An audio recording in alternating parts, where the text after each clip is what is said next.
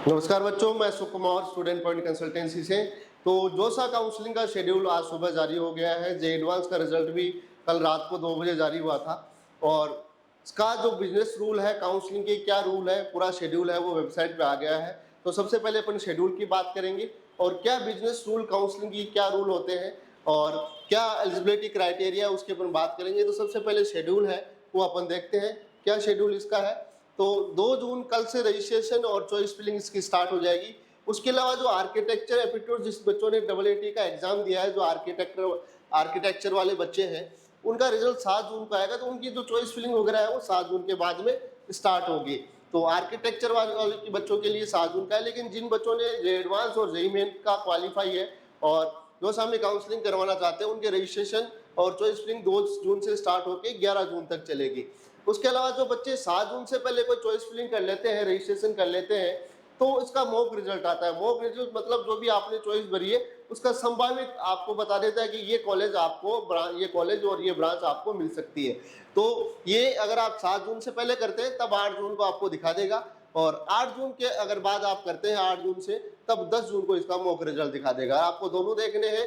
तब 8 जून को जैसे कोई कॉलेज आपको मॉक रिजल्ट में दिखाता है और ब्रांच दिखाता है, आप उसको चेंज करते हैं, तो इसकी फिर दूसरा रिजल्ट है मॉक रिजल्ट, वो 10 जून को आता है। या जो 8 जून के बाद चॉइस फिलिंग करेगा उसका मॉक रिजल्ट 10 जून को दिखा देगा। उसके बाद जो चॉइस भरी है आपकी, उसका लॉक का ऑप्शन आपको 10 जून को मिल जाएगा। आप खुद से लॉक कर सकते हैं। अगर आप खुद से लॉक नहीं करते हैं तो ऑटोमेटिक लॉक है वो 11 जून को इसको हो जाएगी। 11 जून को लास्ट चॉइस फिलिंग और रजिस्ट्रेशन की लास्ट डेट है। तो 2 जून से लेके 11 जून तक आप चॉइस फिलिंग और रजिस्ट्रेशन कर पाएंगे। उसके अलावा जो इसका रिजल्ट है वो 13 जून को इसका रिजल्ट आ जाएगा फर्स्ट राउंड का। और फर्स्ट राउंड में अगर आपको कोई कॉलेज अलॉट होती है तो आपके पास डॉक्यूमेंट आपको अपलोड करना है और कॉलेज का सीट एक्सेप्टेंस फीस जमा होती है। ओबीसी, जनरल और ईडब्ल्यूएस के लिए 35,000 है, और SC ST और PWD कैंडिडेट है उनके लिए 15 से 20,000 रुपये फीस जमा होती है। ये ऑप्शन आपको पहले भी मिलता है। आप रजिस्ट्रेशन के साथ भी प्री पेमेंट कर सकते हैं और डॉक्यूमेंट आप अपलोड कर सकते हैं। डॉक्यूमेंट में 10, 12 कास्ट सर्टिफिकेट सेंट्रल का, ईडब्ल्यूएस ओबीसी कैटेगरी से आप आते हैं तो 1 अप्रैल 2026 के बाद का। बाकी आप SC ST कैटेगरी से है तो किसी भी डेट का हो, अगर सेंट्रल का कास्ट सर्टिफिकेट होना जरूरी है। अगर आपका कास्ट सर्टिफिकेट सेंट्रल का नहीं है तो आपकी कैटेगरी है वो जनरल में काउंट होगी, सीट आपको अलॉट हो जाएगी। उसके बाद डॉक्यूमेंट आपसे मांगे जाएंगे, कास्ट सर्टिफिकेट आपसे मांगा जाएगा। अगर आप नहीं दे पाते हैं तो आपकी कैटेगरी है वो जनरल में चली जाएगी और आपको इसमें एक एफिडेविट है, सर्टिफिकेट फॉर्मेट का ऑप्शन है, वहाँ पे जाके कैटेगरी चेंज का फॉर्मेट आपको एफिडेविट उसमें लगाना पड़ेगा अगर आप कास्ट सर्टिफिकेट सेंट्रल का नहीं दे पाते हैं तो। उसके बाद में कॉलेज अलॉट होने के बाद डॉक्यूमेंट और फीस आपकी जमा हो जाती है और फिर डॉक्यूमेंटों का वेरिफिकेशन होता है। अगर डॉक्यूमेंट में कोई कमी नहीं है, क्लियर डॉक्यूमेंट है, साफ है, तब आपका डॉक्यूमेंट वेरीफाई हो जाता है। अगर कोई कमी रहती है तो उसमें वो क्वेरी डाल देते हैं, उसको आपको रिस्पॉन्स को क्लियर करके 26 जून तक का आपको टाइम होता है डॉक्यूमेंट को सही करने का और अपलोड करने का। तो ये फर्स्ट राउंड का हो गया। अगर किसी बच्चे को सेकेंड राउंड में सीधे कॉलेज अलॉट होती है, जैसे सेकेंड राउंड का जो रिजल्ट है वो 30 जून को आ जाएगा, कोई प्रक्रिया इसमें होगी। आपको डॉक्यूमेंट अगर आपको फर्स्ट राउंड में नहीं मिली है, सीधे सेकेंड राउंड में मिली है, तो आपको वही डॉक्यूमेंट और पेमेंट करना पड़ेगा। और अगर कोई कमी आती है तो 3 जुलाई तक आपको ऑप्शन मिलेगा इसको पेमेंट और सीट एक्सेप्ट पेमेंट का और डॉक्यूमेंट अपलोड करने का।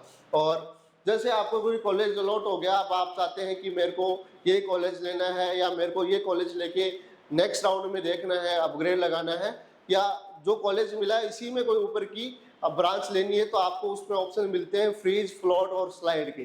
फ्रीज का मतलब होता है जो भी आपको कॉलेज मिली है उससे आप संतुष्ट हैं, सेटिफाई है, और आप उसको फ्रीज कर देते हैं तो वही कॉलेज आपकी फिक्स हो जाती है, ब्रांच फिक्स हो जाती है, आप उस काउंसलिंग से बाहर हो जाते हैं, आप नेक्स्ट राउंड में नहीं जा पाएंगे। और आप चाहते हैं कि मैं इस कॉलेज को रखूँ, इससे अगले राउंड में देखूँ कोई मेरे को बेटर कॉलेज मिल जाए, तब आपको फ्लोट लगाना है। अगर आप चाहते हैं कि जो कॉलेज मिली है इसी में कोई मेरे को ऊपर की कोई ब्रांच मिल जाए, तो आपको स्लाइड का ऑप्शन सेलेक्ट करना है। ये आपको फर्स्ट राउंड के बाद ये ऑप्शन आपको मिल जाएंगे। कॉलेज अलॉट होती है तो फर्स्ट राउंड में, सेकेंड राउंड में होती है सीधे, तब आपको वही ऑप्शन इसमें मिलेंगे, डॉक्यूमेंट अपलोड और पेमेंट करना है। तो इसका जो रिजल्ट है सेकेंड राउंड का वो मैंने बताया 30 जून को। थर्ड राउंड का जो रिजल्ट है इसका, थर्ड राउंड का रिजल्ट आ जाएगा 6 जुलाई को। वही प्रक्रिया है, अगर थर्ड राउंड में सीधे कॉलेज अलॉट होती है। उसके बाद चौथे राउंड का जो रिजल्ट है वो आएगा 10 जुलाई को। उसके बाद आप चाहते हैं कि मेरे को ये कॉलेज है ये नहीं लेनी, इसको विड्रॉल वगैरह करना है, तो आप इसको विड्रॉल कर सकते हैं, काउंसलिंग से आप एग्जिट हो जाएंगे, बाहर हो जाएंगे। तो विड्रॉल का ऑप्शन भी आपको इसमें मिलता है सीट छोड़ने का, और ये इसकी भी डेट है 11 से 14 जुलाई के बीच में। जो आप इसको विड्रॉल का एक फॉर्म मिलता है जो जोसा वाली साइट पे, उसको भरकर आपको अपलोड करना पड़ता है। फिर वहाँ से जो भी IITs है उनसे वो वेरीफाई करते हैं विड्रॉल का, और फिर आप काउंसलिंग से बाहर हो जाते हैं, सीट आपकी कैंसिल हो जाती है। उसके बाद इसका 5वां राउंड है वो फाइनल राउंड है।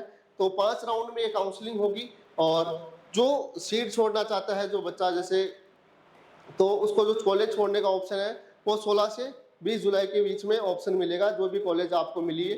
फिर अगर आप ये चाहते हैं कि जो सब वाली कॉलेज है, जैसे NIT या IIIT GFT आपको मिली है, तो उसको सी सेप में आप लेना चाहते हैं, तो इसके बाद एक स्पेशल राउंड होता है, इनमें कोई सीटें बच जाती हैं, तो इसके बाद एक स्पेशल, तो उसका एक पार्सल फी पेमेंट आपको करना पड़ता है, उसको पेमेंट करके आप अगले राउंड में जा सकते हैं। लेकिन IITs का ये फाइनल राउंड है, तो इसमें आपको जो कॉलेज छोड़ने का जो ऑप्शन है IIT के अंदर, वो आपको पहले ही करना पड़ेगा। अगर आपको कोई अच्छी कॉलेज वगैरह नहीं मिल रही है, IIT नहीं मिल रही है, तो आपको इसमें पहले ही एग्जिट आपको करना पड़ेगा। तो चौथे राउंड में आपको एग्जिट का ऑप्शन 11 से 14 जुलाई के बीच में आपको मिलेगा। इसके अंदर चौथे राउंड के अंदर आपको कॉलेज छोड़नी पड़ेगी। लेकिन 5वें राउंड में NIT के लिए आपको जरूर ऑप्शन मिल जाएगा, 5वें राउंड में कॉलेज छोड़ने का ऑप्शन, ये 16 जुलाई से 20 जुलाई के बीच में मिलेगा। IIT के लिए ये फाइनल राउंड होगा, इसमें साफ साफ लिखा हुआ IIT और ISC भी इस बार इसमें इंक्लूड है। IC की भी काउंसलिंग जोसा के थ्रू ही होगी।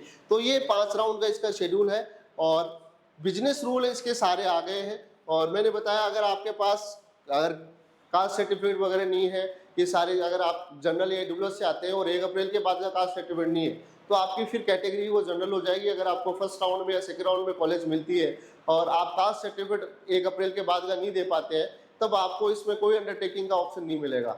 आप नहीं दे पाते हैं तो फिर इसमें एक फॉर्मेट है जोसा की साइड पे, वहाँ आपको जाना है।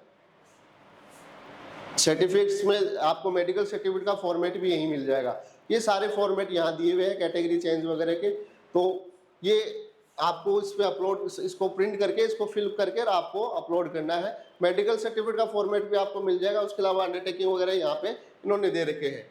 तो ये सारी चीज़ें थी। उसके अलावा बिजनेस रूल में सारी चीज़ें मैंने बताई। फ्लोट स्लाइड का है, लड़कियों का 20% कोटा इसमें होता है और IIT NIT वगैरह में, और उनके लिए एक्स्ट्रा सीट भी इसमें रखी जाती है। तो लड़कियों की सीट इसमें ज़्यादा होती है। सीट मैट्रिक्स का कल आ जाएगा, जिसकी सारी जानकारी मैं आपको दे दूंगा कैसे क्या सारी चीज़ें होंगी। और काउंसलिंग में जोसा की काउंसलिंग में सिर्फ IIT काउंसलिंग, IIT सिर्फ जोसा के थ्रू मिलता है। इसकी सी सेप में इसमें काउंसलिंग नहीं होती है। बाकी जोसा के अंदर आप IIT NIT IIIT GFT की आप काउंसलिंग कर सकते हैं, और सी सेप में सिर्फ NIT IIIT GFT आती है। जो भी जोसा में सीटें बचती हैं वो सी सेप में आ जाती है। तो सी सेप इन काउंसलिंग के बाद में सी सेप स्टार्ट होता है। और डॉक्यूमेंट आपको मैंने बता दिए सारे, ये डॉक्यूमेंट आपके पास ही होने चाहिए। बिजनेस रूल में भी दे रखे हैं सारी चीज़ें, तो आप इसको भी पढ़िए कर सकते हैं, क्योंकि ये काफ़ी बड़ा लंबा वीडियो हो जाएगा। तो एक बार मैं आपको डॉक्यूमेंट के बारे में बता देता हूँ, क्या क्या डॉक्यूमेंट आपको इसमें चाहिए काउंसलिंग टाइम में, तो वो आप नोट कर सकते हैं। डॉक्यूमेंट आप रजिस्ट्रेशन के समय भी कर सकते हैं और कॉलेज अलॉट होने के बाद भी आप इसमें कर सकते हैं। तो ये दोनों ऑप्शन मिलेंगे, और ये पूरा इसका बिजनेस रूल है। सारी डिटेल इसमें दी हुई है, कौन कौन सी कैटेगरी होती है। डिफेंस की भी इसमें IITs में सीटें होती हैं, जिन बच्चों के फादर शहीद वगैरह है उनके लिए है। बाकी ये IITs की लिस्ट है। इसके अंदर टोटल 23 IIT है और एक IISc बेंगलुरु इसके बार इसमें शामिल होता है। तो टोटल 23 IIT और एक IISc है। तो चॉइस इसमें हो गई IIT जोसा के थ्रू, एडवांस के थ्रू इसकी काउंसलिंग होगी एडवांस की रैंक पे। तो टोटल 23 IIT और एक IISc है जो भी इस बार इंक्लूड हुआ है, Indian institute of science Bengaluru. इसके अलावा जो NIT है, NIT आप देख सकते हैं टोटल 31 तो NIT है और एक IAST है, Indian institute of engineering technology, NIT के अंदर ही आता है। तो टोटल 32 ये हो गई NIT वगैरह सारी मिला के। उसके अलावा जो ट्रिपल IITs है, ट्रिपल IITs इसमें टोटल 26 है। ये आप देख सकते हैं पूरी लिस्ट ट्रिपल IITs की यहाँ दे सकती है। उसके बाद GFT और सेंट्रल यूनिवर्सिटीज आती हैं, तो इनकी संख्या है वो है 56। तो टोटल 56 GFT और सेंट्रल यूनिवर्सिटीज इसके अंदर है। ये बिजनेस रूल में सारी चीज़ें दे रखी हैं। उसके अलावा जो 12th में परसेंटेज का क्राइटेरिया, अगर आप OBC EWS जनरल रैंक से आते हैं तो 75% 12th में आपके होने चाहिए। SC ST और PW कैटेगरी के लिए 65 है। वरना आप इसमें काउंसलिंग में पार्टिसिपेट नहीं कर पाएंगे। कॉलेज भी अलॉट हो गया तो आपकी सीट है वो कैंसिल हो जाएगी, क्योंकि डॉक्यूमेंट आपको अपलोड करने पड़ते हैं। उसके बाद डॉक्यूमेंट की लिस्ट है, एक बार मैं सीधा आपको बता देता हूँ। और मैंने सारी चीज़ें आपको बताई है, फ्लोट स्लाइड वगैरह।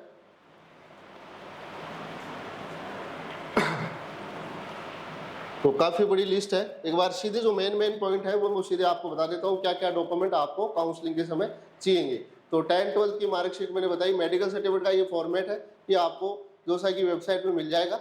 और ये अदर जो सीट विड्रॉल वगैरह आप छोड़ना चाहते हैं उनके सबके फॉर्मेट इसमें दिए हुए हैं।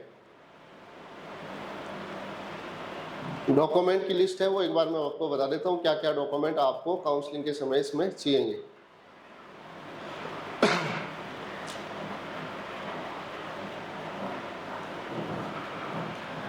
तो जोसा ही काउंसलिंग कल से रजिस्ट्रेशन इसके स्टार्ट हो जाएंगी। बाकी अदर स्टेट की जो काउंसलिंग है वो भी चल रही है, क्योंकि रैंक वाइज आपको पता लग गया होगा कॉलेज मिलेगी नहीं मिलेगी, तो आपको बैकअप में आप स्टेट की काउंसलिंग भी इसमें करवा सकते हैं।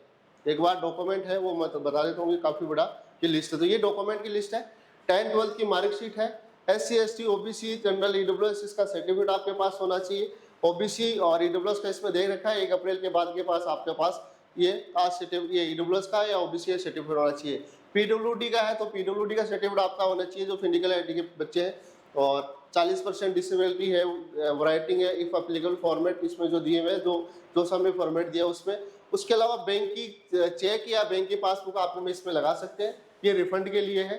अगर काउंसलिंग का जो आगे आप फीस वगैरह रिफंड होती है तो उसके लिए। उसके अलावा मेडिकल सर्टिफिकेट हो गया, और अगर आप OCI NRI वगैरह तो उसका जो पासपोर्ट वगैरह उसकी OCI वगैरह की सिटेस में होती है तो उनके डॉक्यूमेंट है। बाकी जो नॉर्मल बच्चे हैं 10-12 के मार्कशीट, मेडिकल सर्टिफिकेट, बैंक की पासबुक और जनरल अगर EWS से आते हैं तो EWS सर्टिफिकेट, OBC का सर्टिफिकेट 1 अप्रैल के बाद का, और SC ST का सेंट्रल का कास्ट सर्टिफिकेट आपको इसमें चाहिएगा। तो ये सारी चीज़ें थी। और भी जानकारी मैं आपको देता रहूँगा। कल सीट मैट्रिक्स आएगा, उसके बाद अपन देखेंगे कितनी सीटें IIT NIT IIIT JPI में बढ़ी है। तो चैनल को फॉलो करें, शेयर करें, जिससे आपको इस तरह का अपडेट मिलता रहे। धन्यवाद।